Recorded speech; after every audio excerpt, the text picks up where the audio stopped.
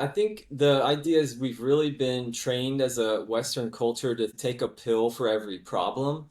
And when I think about the percentage of the pie of our health, what percent can I get out of all these categories? And if you think one is like, if you take a pill or take a supplement, that's like a drop in the bucket or a drop in the ocean compared to what our biology is constantly doing second to second, millisecond to millisecond. And that is interfacing with our environment with the information that we're giving it. Welcome to Hack to Health, where we uncover biohacks to help you live younger, longer. I'm Joe Steele, your guide to cutting through the health noise. What if the secret to living longer, feeling sharper, and preventing disease isn't just in your diet or gym routine, but in how you connect with the world around you? Today, we're diving into this game-changing idea with Dr. Michael Blahut, an osteopathic physician who's learned from Fiji villages and Costa Rican eco communities that healing your body can heal the planet. From gut health to stress hacks, he's got practical tools to boost your energy and longevity while making the earth stronger. Let's get started.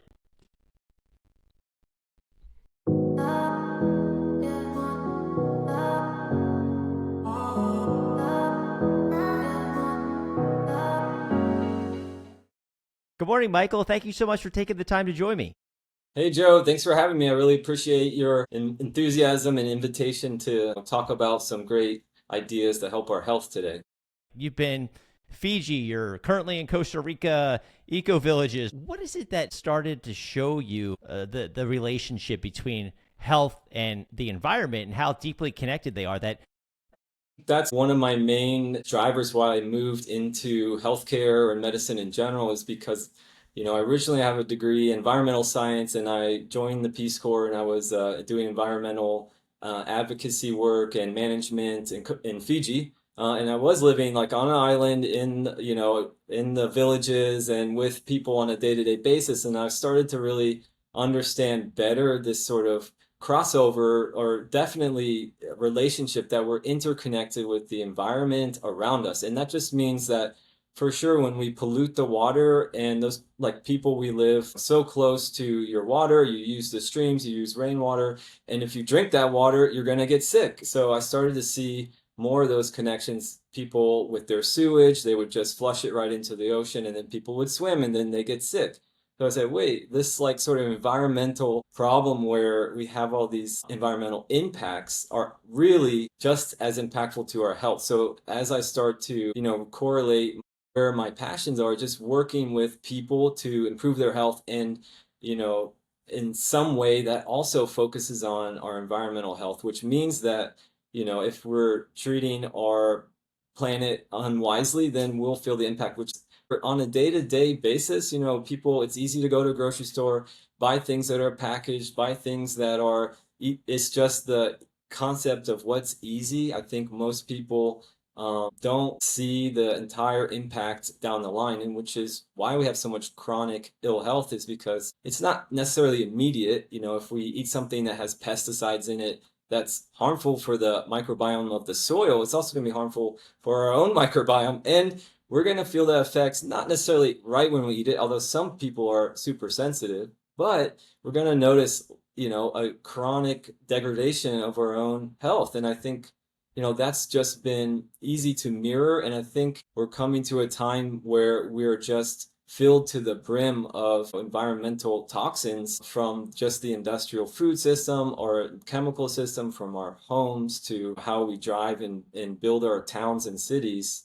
So feeling it like, yeah, I live right now in Costa Rica because of this sort of decision of for me to put my body in an environment that is easy for me to live healthy and also easy for me to make better local decisions as far as where I get my food, how much outdoor time I get, how much green is around me, which are all very important for human health. When we're losing our connection to nature is really our sort of first step towards losing our health. And I see it as one big ecosystem. Our bodies and our health are intricately connected to the earth's health, every animal around us, every insect. And when we support those things are also supported. So it's really a win-win. And I feel like it's obvious, and we just really need to start putting our energy more into supporting those zones.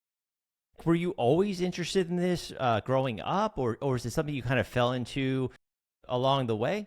I was always interested. I think I grew up just really being an outdoor person, so I would love being outside, love being in nature, hiking, understanding how nature works, growing food in my backyard, and then that's what led me into environmental science. And then I started realizing, well, what's the problem here? It's people, and then how do I help people? How do I help us to, one, understand our impact, but also live our best lives, which is as healthy as possible, meaning that we can fulfill whatever we want to do in our life. But if we don't have our health, then we're going to be, suffering. And that's really the key issue. And I was just, probably more passionate than others to try to figure out, what's really at the root of this issue. And it's sort of a lot of it is, our education system, that we don't get this sort of message early on, how important connection to the environment is in our health and nature, and our health, that we think that we can control everything internally and just take a pill or take some supplement for every problem we have, when it's a much bigger, more complex issue. And I think my personality, what I like to do is just get really deep into topics and then try to find what's really at the core, and try to work on it. So that's led me into medicine eventually.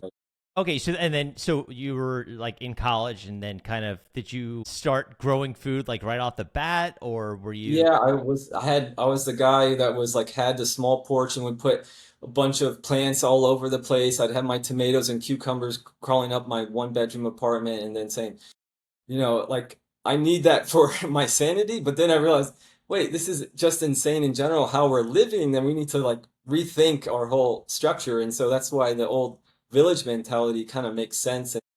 I think there's definitely a modern interest even more to go back to old ways of how we do things. And so, bringing along the technology, but also, bringing back to our ancient wisdom of, this is how people live, because we thrive more in those environments as a community, as connected to our food sources, and, especially, the stress levels that we have in our modern culture are more so amplified because we're not living from our true blueprint that nature intended for us to be connected to our environment. And so, yeah, I always was interested in that. And I was the, kind of the hippie guy that was just not just into plants, but just always asking, like, why are we wearing shoes? Or like, why aren't we, studying outside instead of inside? So these are just, it makes sense to me because I always felt better. But now from, all the studies I've done, of course it makes sense. We have so much data and science that support the, at least the biological reasoning why our bodies feel good in those environments. I do get a lot of skeptics, and they say you're overemphasizing the importance, and not everyone can sit outside all day and they have jobs. Why do these approaches prevent disease better than modern medicine, these quick fixes, take the pill? Yeah, I think the idea is we've really been trained as a Western culture to take a pill for every problem. And that's like when I think about the percentage of the pie of our health, what percent can I get out of all these categories? And if you think, one is like if you take a pill, like, or take a supplement, which I love supplements and I love herbs and I love using things to influence our health from outside of us. But that's like a drop in the bucket or a drop in the ocean compared to what our biology is constantly doing second to second, millisecond to millisecond. And that is interfacing with our environment with the information that we're giving it. And the main source of information is how much light is coming into me, how much, light and infrared heat, or let's say UV, or any of that sort of electromagnetic spectrum. That's core. And the second thing is, besides, we also eat. So what's the nutrition like? But think about that. How many times a day do you eat, and how much is that in the percentage of the pie of your health? So it's actually pretty minimal. And if you say 10, 20%, what's the 80%? Where does our body get, the influence to be healthy? And that's kind of at the root of some of these more ancient sort of health systems, is that the lifestyle approaches really focus on balancing your health through doing things and through your constitution of like what's going on right now. What is your imbalance?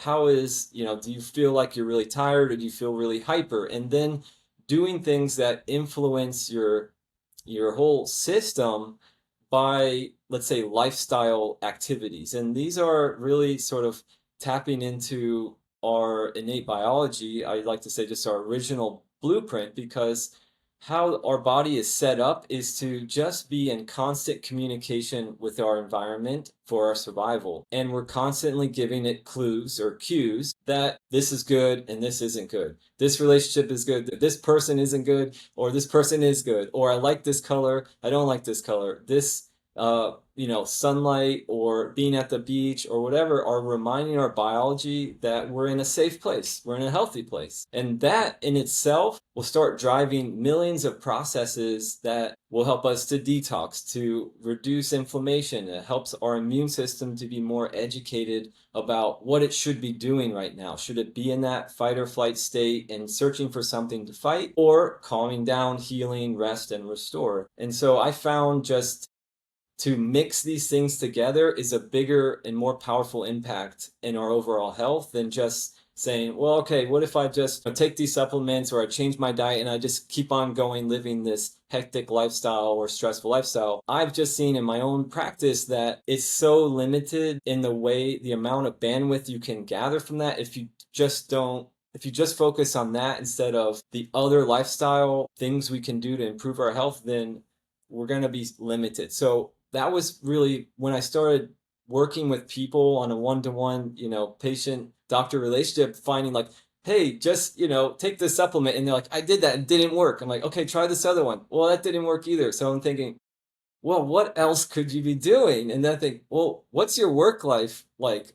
Well, how's your sleep? How much time do you get outside? And then it's like, wow, that's a huge container of things you could be doing to influence your health. So that was really, you know, been it's been a really powerful tool to use, and just have more tools in our toolbox when it comes to our health. Because if you're feeling great and you're living a lifestyle that works for you, fine. However, if you feel like I'm burnt out at the end of the day, I don't sleep well, I seem to be gaining weight even though I'm barely eating anything, then there's something else going on. I think we're getting different environmental signals that are telling our body to be in that sort of fight or flight state, or more of that low metabolic mode, or we talk about adrenal fatigue, or we talk about even mitochondrial health. And this is just a whole, avenue of things we can do and influence through our environmental or lifestyle choices alone. Have you always been a believer that optimizing health can heal the planet? And for someone that doesn't understand that concept, what exactly does that mean? Well, it's a good choice, a good question. I mean, what I found is that where I started out was questioning diet. And I think we all were, getting into the health space, you start saying, what's a better diet? Because whatever this processed food or this sort of Cheerios or Lucky Charms breakfast, it doesn't seem to make me feel good. So, yeah, I think where my own personal choices have been is starting off from food and then understanding where's the food come from. Then you start to think, well, it's grown somewhere. What are they doing to grow the food? Or what are they doing to the animals? And how does that affect me? And then it's like, well, how's that affecting the planet also? Because then you think we're just kind of one and the same here. And yeah, I think I've personally, my journey has been in experientially learning, because, going through, let's say, the stress of modern living, I noticed like I'm not feeling good. So what can I do to feel better? And then started implementing some of these changes or choices where, one is that if we choose better things for our health, we see that oftentimes it'll be a better choice for our planet. And we're not just talking about global warming or greenhouse gases, and like those are very minor. But what I'm talking about really is the chemical load, the pesticide load, the heavy metal load. I'm even talking about the diversity of the microbiome and the ecology that exists outside of us. We're intimately connected to as a resilience factor for our health. And we can see our own fertility rates in people going down, tremendously over time. And that's just, I think, a bigger picture look at that, our planet is less fertile because there's less species on the planet than there were 100 years ago. So in general, we're losing biodiversity externally and internally in our own microbiome. And this is a huge reflection in what is our current state of health as a population, as a people. And I think It's there, you have to make a few logic steps to get there that, planetary health or environmental health is connected to our own health. It doesn't really matter to me. What really matters is that if we focus on our own health, we're actually going to be making better choices for the planet. And that's going to help us to live longer, healthier, and in synergy with all the life around us. And, I'm not like I don't think everyone needs to be vegan. I don't think, we need to reduce all the greenhouse gases because these are, huge, huge issues. But what we have to focus on is our own health. And by doing these little choices, we actually move the needle in the economy where money goes and where, we can see organic industry is much more profitable. Amazon bought Whole Foods. I don't know if that's a good thing, but we can see that the economics also of this system showing that if we're doing things that improve our health, people really feel that and they're willing to invest more money into that. So it's definitely, I think it makes sense if we just kind of take a step back and try to look at the bigger picture of how important it is. For me, at least, I really try to impress on people that taking your health, it's not such to focus on your own health because we're going to make a bigger impact with our family, with our friends, our relationships, our work, if we're healthier. And the byproduct of that may be that our environment is healthier, or you move to Costa Rica or you live in an eco village or something. I don't, this is all just the experience that if you feel better, then do it, and make these micro steps and it'll lead you somewhere interesting. That's a great point. And obviously if you're an example to your family and your friends, right? So then it rubs off on them hopefully, and everyone moves this needle a little bit at a time. I know you work with people online as well, Mhm. but what, like, when someone comes to you for the first time, are you seeing a specific type of person that maybe has undiagnosed, or just they can't get answers? Well, yeah, that's a great question. What's been really, my background and training, I think when I look back, I intentionally, went through this process where I was, like I mentioned, I was a Peace Corps volunteer, was doing environmental resource management. When I finished that sort of volunteer role, I moved to LA and I studied yoga, Ayurveda, Chinese medicine, and I was working with people in that way. And then I thought, well, it's a little bit harder for our Western mind to kind of grasp these concepts. And I was introduced to osteopathic medicine. And osteopathic medicine is a kind of full scope medical training with hands-on approaches. And I love using my hands and working people to help balance out stressors in their body, improve circulation. Plus, really delving down to the history of trying to get to a root cause of a problem, or in general, we support people's health so that their body does most of the work. And sometimes we need to move them a little bit in a direction. So this is all to kind of set the foundation for what the type of patients that I see. I was trained in family medicine and then I just opened my own practice and was just seeing families, babies, infants, all the way to old people, just trying to keep people healthy as a primary care doctor. And over the years, I realized my strong suit's more just like for figuring out, how to promote health in people and not necessarily acting as like the go-to doctor for every cough and sneeze that someone has.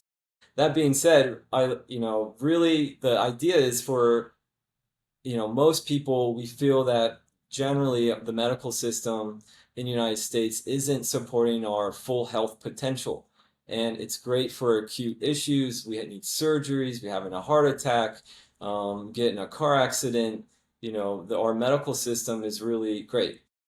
The chronic health and where we're at for obesity, diabetes, what causes heart attacks and strokes, I think we're missing out on. And so I spend a lot of time with people to unravel really, where they're at today in their health, what's been your history, all the way back to like, how were you born? Was this like, did you have some injury during birth? Or how was your health of your mom when she was carrying you? Because these are all factors. And if I can understand, from one perspective, like the health of somebody being formed in a womb, then they might understand better what are their strengths and what are their weaknesses. And so typically I'll just really try to understand the individual and what's their main goal for their health. And it's really then about setting goals of how do you want to feel? Where is it that you're having issues? Is it gut health?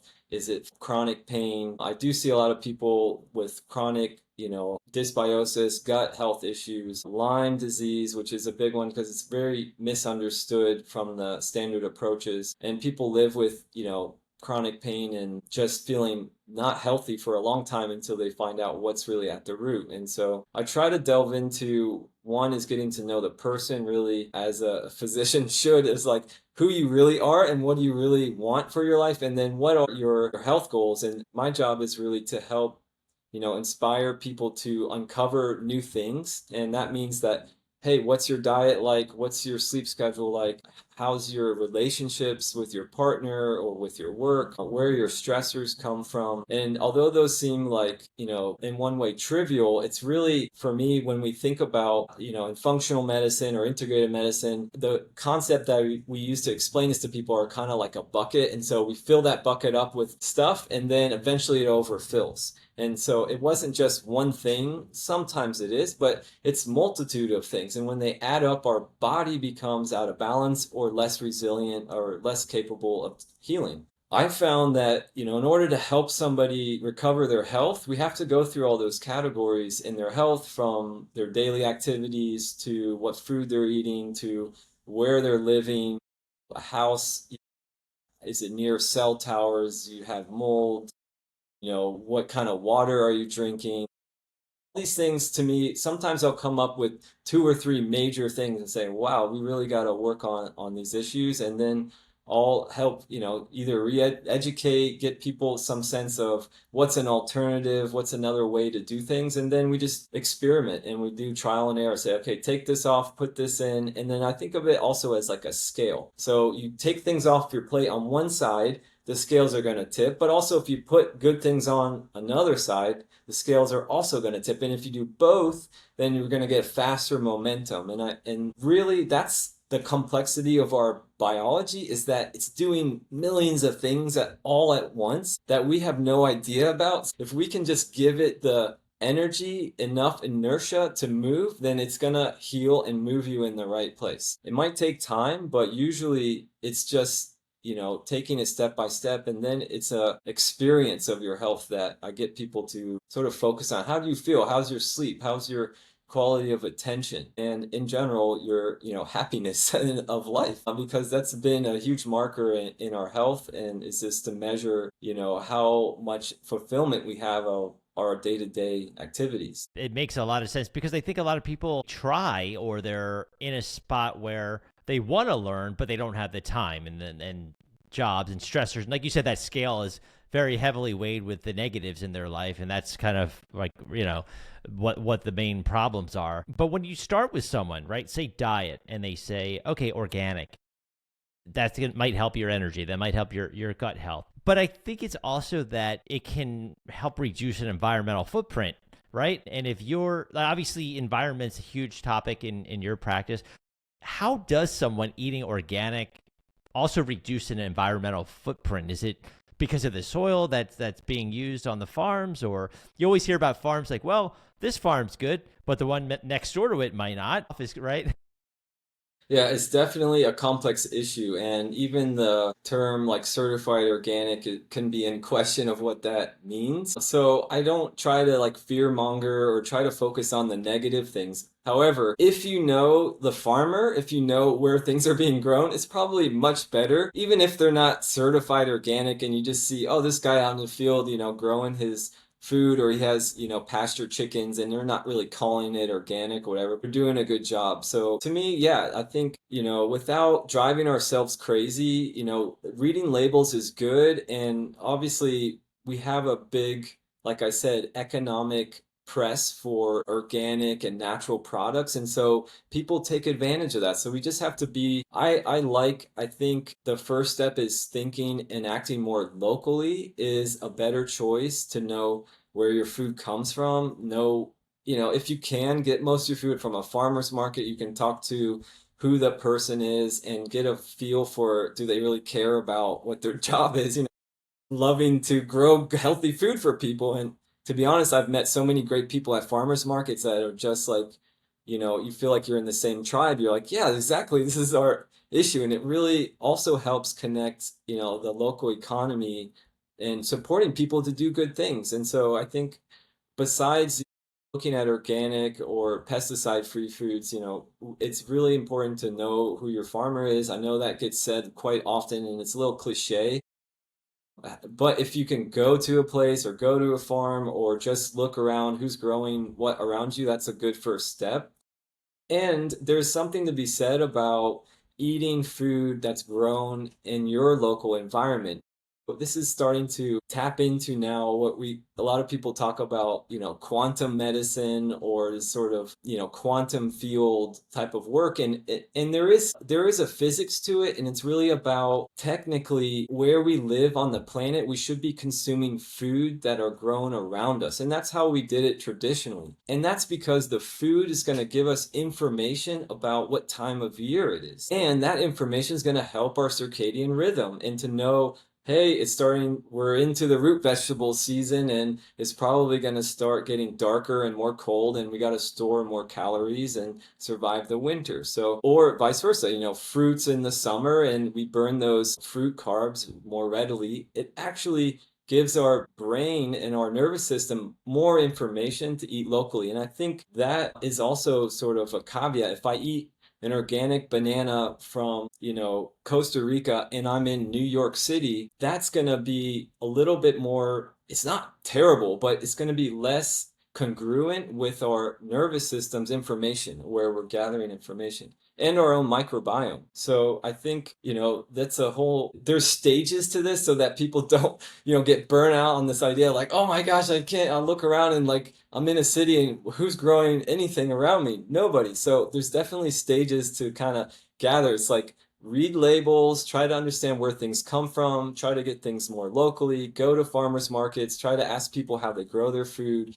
Hopefully it's organic, there's less pesticides, less chemicals, and then you kind of like make these steps and then you think, how did those changes make my body feel? Well, feels good, doesn't feel good, or I bought that food last time, I didn't really like it. So, yeah, it's really to me about stages of paying attention to your body and have a reflection about how things make you feel. And ultimately, if we can act more locally and support local people, growing healthier foods, then it's going to be better for our body and better for the environment around us, right?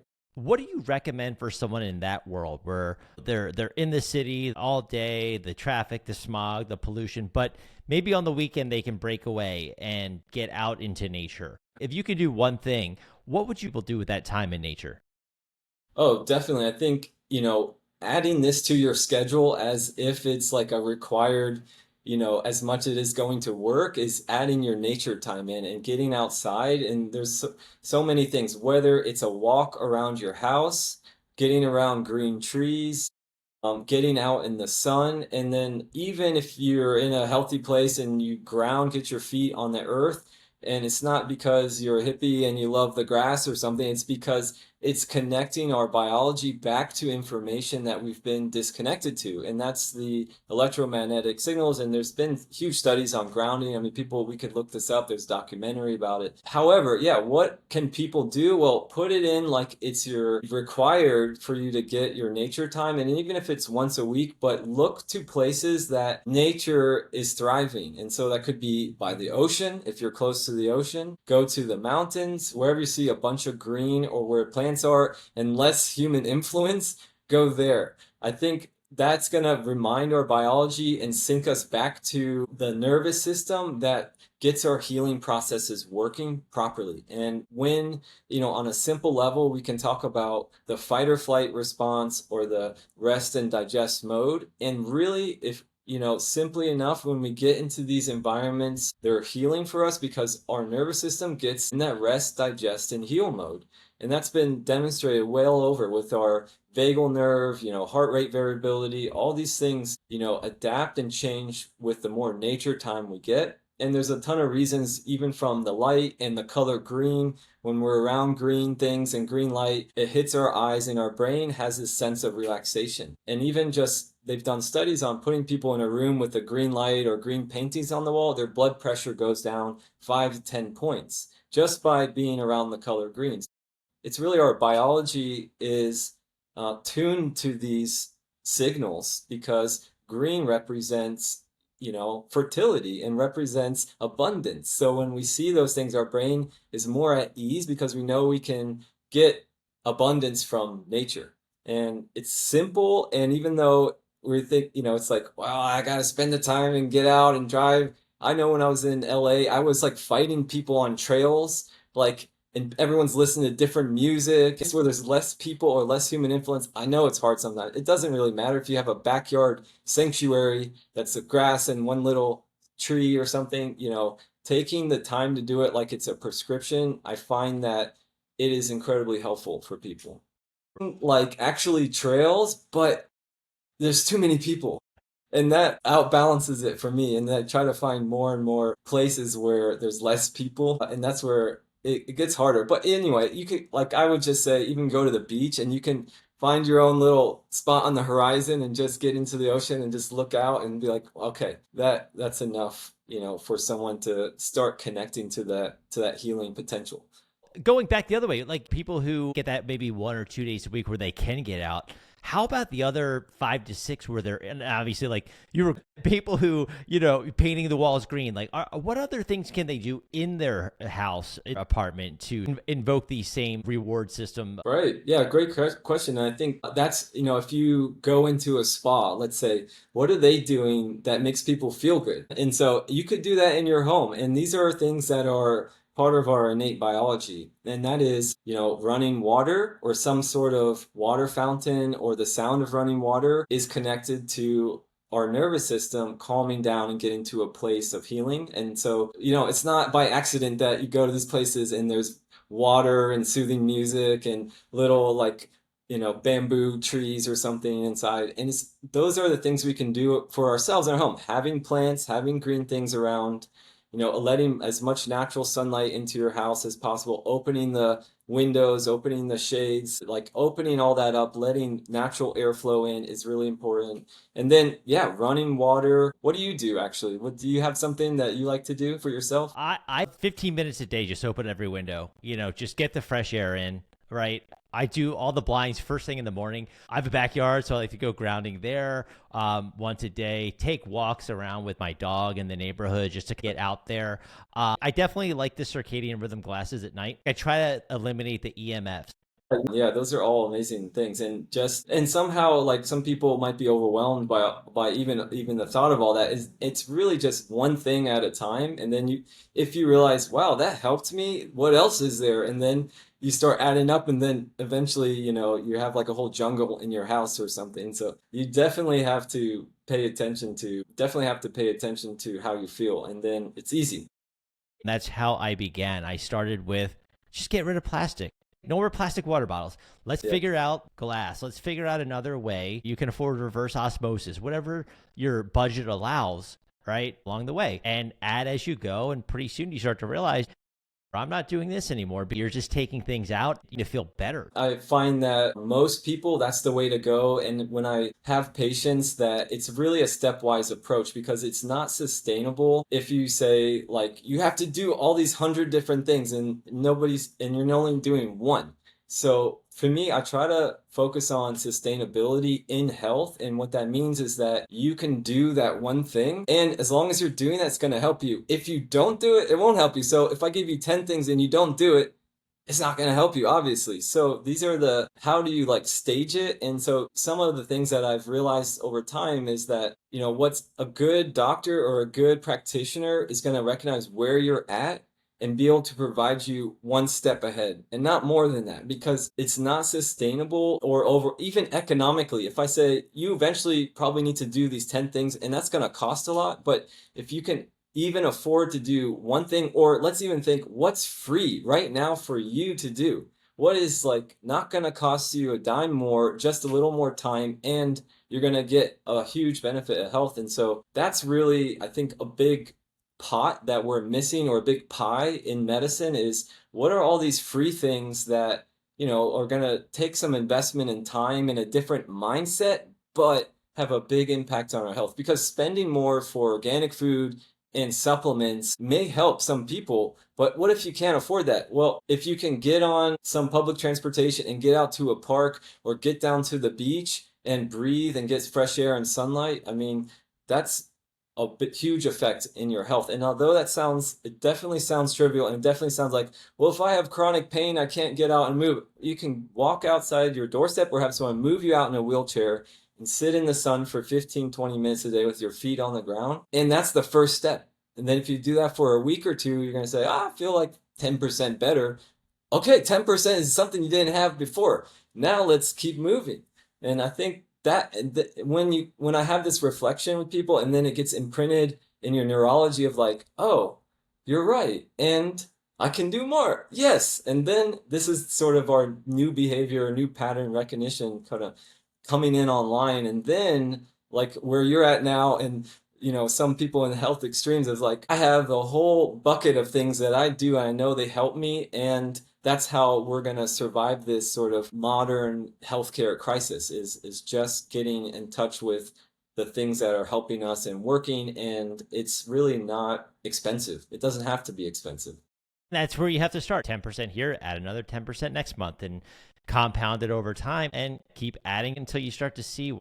To be honest, like if I go back and look at pictures of myself or during like my medical training, I feel younger now and I feel healthier. And many people say that when they start investing in these sort of things. It means that we have such a big spectrum of things we can do to improve our health. And it's not that obvious sometimes of how important these things are, but in general, we have so many chronic health issues. It's in our general Western society. If we start to peel back the layers little by little, we start to realize it's our choice, and we have a lot of things that we can do. And just even focus on like a few key, let's say, things every day that you can do for yourself. And those are like investments in your bank account and your health account that are going to pay off in the long run.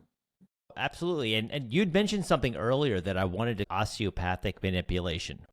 The average person might not understand, okay, manipulation, I know what that word, right?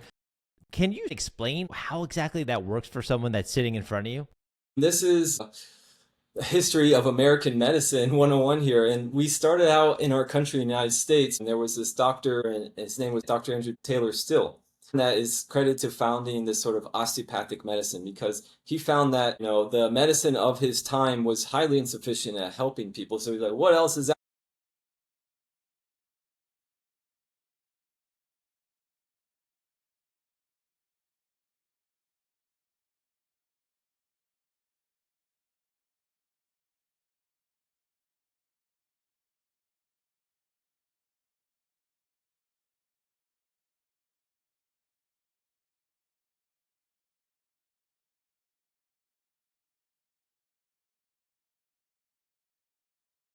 can do some things, and sometimes by hands-on techniques to improve the body's ability to heal itself, then why not try? And there has been studies showing that during the evolution of, let's say, osteopathic medicine, which is medical doctors trained to also do hands-on work, which can come from very gentle movement techniques to fascial techniques to HVLA, which is like kind of like the cracking of the back that chiropractors do. My own personal experience with is more on the craniosacral and the traditional osteopathic model, which is very gentle but resetting for the nervous system. And because the nervous system is informed about telling our body what to do for almost every process, and it reaches almost every end of our body, that when our nervous system is functioning better, we start sending better signals to areas to do the healing, which is increasing circulation or improving the white blood cells or the lymphatic drainage, or even switching the nervous system from the fight or flight response to the rest and digest and heal mode, which is the parasympathetic mode, just by putting hands on and working in the nervous system to get someone more balanced, starts the ball rolling of these healing processes. So that's what they found over the 100 and something years that osteopathic medicine has been kind of growing. It's about 35% of physicians are trained as DOs, and that's what the letter DO is, Doctor of Osteopathy, stands for. And the training comes with full-on medical scope of practice, which you could become a neurosurgeon, a general surgeon, a general practitioner through any mode of training. But the tools are, how do we all have some hands-on preparatory skills that are also going to help somebody move towards health. And I think the real at the core of osteopathic medicine is that we know that the body's set up to want to be healthy, and we're just trying to help it to get there through things that we've done by accident or things that have happened to us over time that our body becomes out of balance. So it's again a return of our nervous system and our body to the state of connected to our state of health. And it can range from like massage techniques or fascial techniques to mobilization to breathing techniques. And so it's such a deep well of techniques, and really, like I said, it's the foundation of getting the body back to its original intention to want to heal and to the state of health, and just moving the needle little by little, and eventually with removing some of those roadblocks, the body has the momentum to complete healing. And there are studies on people with pneumonia. If you do hands-on techniques, their pneumonia improves faster. Anybody with like head injuries or concussions and nervous system injuries have been helped tremendously by, helping the circulation of lymphatic fluid and resetting the nervous system so that, anytime we have an injury, our body's like kind of in this holding protection mode, and that's good initially. However, in the long term, if we hold on to that, it just creates other chronic problems. And so if we're able to kind of reset and remind it, okay, you can let go and then start healing that, it can be often pretty profound for people. Oh no, that's fascinating. And growing up, I went to a DO, but so it's interesting. My car even said that. She's like, "Oh, my general doctor was a DO. I just didn't know what that meant." And some DOs do the hands-on work nowadays, and some don't. I think it's a lost art. And in my training, I sought out like doctors that were in their 70s and 80s, and just like the old school doctors, so that I could really get a sense of what was this, initial philosophy and way of thinking. Because some old doctors told me, like, if a patient's on more than one medication, we're not doing our job right. Now it's like by the time someone's 65, the average is 5, 6 medications. And I think to go back to that idea isn't such a bad idea. Yeah, I agree. And something we had touched on, we were talking about free things you can do, sunlight and grounding and stuff. Another thing I wanted to ask is like eco-village retreats that you've done, the social interactions, enough free, like I said, for people who say, I can't afford this. Out, like what are people getting from this community-driven health? How is that improving? Yeah, I think that's also a really important question because, we're at the crux of that. We're losing our sort of sense of, community from a interpersonal, human-based approach to technology, which what we're doing right now is amazing. We're able to talk over, electricity and signals and have a meaningful conversation. However, there is a lot of data, and this comes from, I'm sure everyone's heard of the blue zones, who lives the longest. And, when it comes down, when they study these blue zones, diet is often emphasized, but it's probably not the most impactful. Although diet, of course, these people in blue zones are eating locally, unprocessed foods and without a lot of junk in it, which is important. But what they found, the factors that help these people live the longest are the social connections and meaning and purpose. And so when we see our bodies or our humanity as I guess you could say mammals in general, where we thrive on interpersonal connections. And so, our sort of idea of going back to the tribe living or being more connected to a community that's on the same page, just even about like we enjoy stopping and talking to each other and, making it an intention that interpersonal connections are important. And so what we found in over time is that a lot of our health and our mental health has been degraded because we're losing these human to human connections. And what comes out of being in a community or being in a place that you trust people around you, that you know who to go to for help for something, or if you need an egg to finish your cake or something, you can go and ask your neighbor. I think that's the idea where, in the early 1900s in the US, like many people still had that, whether it's a neighborhood or a village approach, that's been slowly lost just because of the immensity of population and our culture and technology and work and the economy.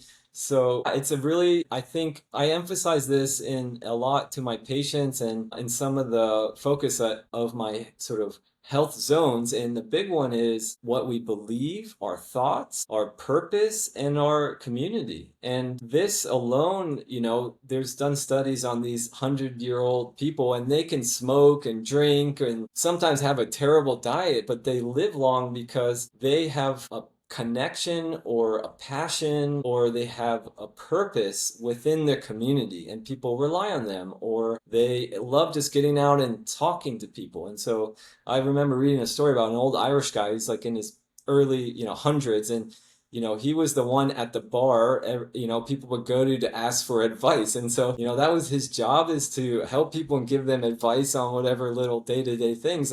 I think out of a lot of studies we have, that's very important that we have, one, connections, and two, like feel that we're needed in our community. I did read some interesting data that I think it was 62% of young adults are prioritizing an eco-friendly lifestyle. So obviously that's for someone like yourself that's a huge proponent of this lifestyle. What do you say to the people who are maybe on the other side? Like how, because the younger people are going in that direction, it seems like, at least again to what I was just reading, but then they're also with these distractions with the social media and not being in front of each other. How do you see the future kind of balancing out, for lack of a better term? It's a good question. I mean, we're in this sort of crux in history of, deciding, which way to go. I think that we have a internal drive for going back to old ways of living, but the technology and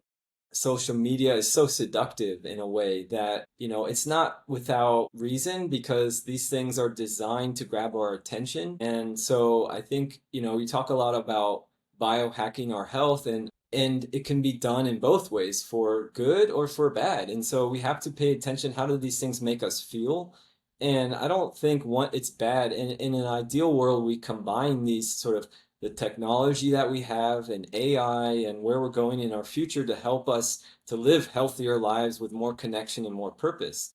However, it's easy to go down a rabbit hole, or it's easy to get sucked in thinking that, or let's just say driven or, biohacked, in a sense. Our brains are taken over with this sort of social media, blue light, the idea of this sort of short-term dopamine hits, that we're all a prey to this. So we have to be really mindful about how we use our phones, how we use these apps, how we choose to communicate. Am I going to send a text or make a call? Or can I tell someone, let's meet in person? And I think that we should start to implement actively, interfaces with this technology, not let it interface with us. So we should be choosing not by default, but choosing because we know it's better for us, different approaches to using technology. And I think there is a happy medium or a happy blend, but we're at risk right now of it completely taking over our social systems, our a mode of communication, or even the way we see the world, which is, if I am getting all the information from a screen or from a video, then it's such a limited lens about, let's say, what's going on in the world. Now, if I get outside and I talk to people and I go around, you might have like a completely different sense about what's going on in the world. So I think we have to start making more discernment about how to use these tools for good and bad. Like you said, you wear the blue light blocking glasses, and that's like, what we're doing is, hacking in to stop some negative influence, but still using things as we need to. Okay, I need to have a light on at night, or I need to send a message to someone. But if I block the blue light, it's going to be healthier for me, especially when the sun's down. So why not try to implement the best of both worlds, right? I 100% agree with that, because it's, again, we'll all see long term what was beneficial to me when I'm age versus her when she's right. We'll never know. But of all the things we've talked about today, because you've dispelled so much amazing knowledge, if you had to have one takeaway, what would you want to have them walk away with?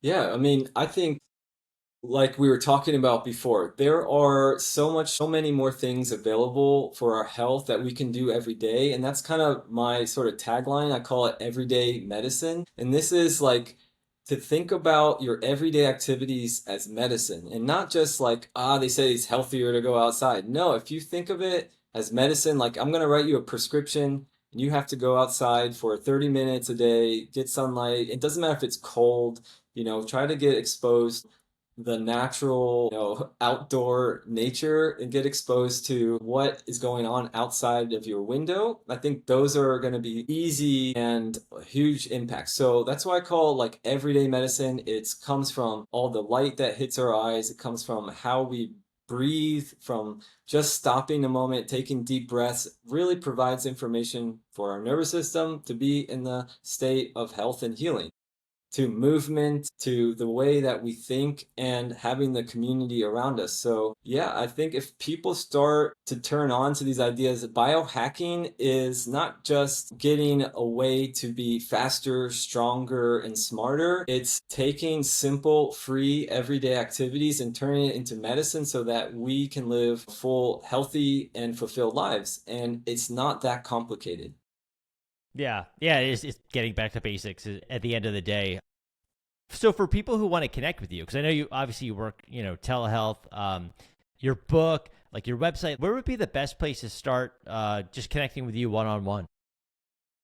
Yeah, I have a website. It's everyday hyphen and a book that I just published about a month ago. It's called Everyday Medicine. That's on Amazon, so they could check it out. And I do have resources. I have a YouTube channel. I have Instagram. I'll make sure I link all that in the show notes. This is really nice to talk with you, get to learn so many things, and put a nice perspective on the environmental impact that many people are on a surface level aware of, but not to the depth that you brought it to. So thanks for sharing that today. Yeah, well, thanks for having me on and focusing on this topic and just providing the space and the time to discuss another way to look at our health, but also as a planet and as a community, how we can do more things to help us be healthier into the future.